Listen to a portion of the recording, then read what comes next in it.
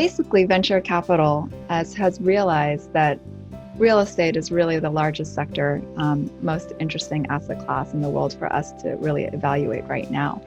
And oftentimes in venture capital, when we're looking to make a decision, we're looking for three things. One is a very large total addressable market size.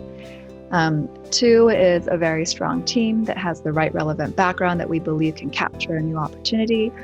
And three is the product. How big of a pain point are they solving? Are they gathering interesting data that can be used for other business models down the line? Real estate is one of the very few categories where I don't even have to think about the total addressable market.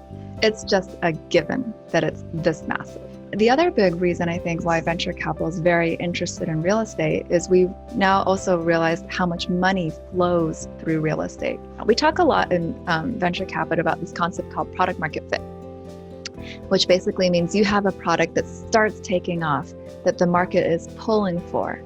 And most companies actually never get there. And the few that do become very successful. There are definitely companies in real estate that are not necessarily capital intensive. One is transparency to end consumer or discovery. The other thing might be providing insight.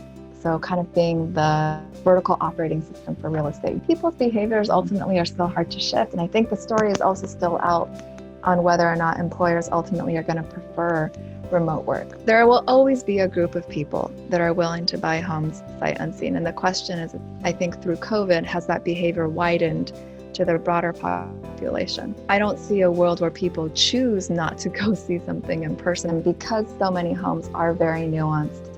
And again, it's such a large purchase. It's almost for that peace of mind that the buyer is still going to want an agent, especially when they don't perceive it as a cost to themselves. So I think what will happen instead is you're going to see an evolution of brokerages where there will still be companies or startups taking that typical brokerage fee, but they may have to offer a lot more services. Rental durations are also flexing with all of these startups that are getting into the rental market. So the lower the commitment, the more willing I think someone is to rent sight unseen. The next year, I do see people valuing the yard, valuing the bigger home over the proximity to their office. But going out long term, we have seen that the homes ultimately near centers of work, places where there's good education, places where jobs are being created, ultimately do tend to rise in value and maintain their value.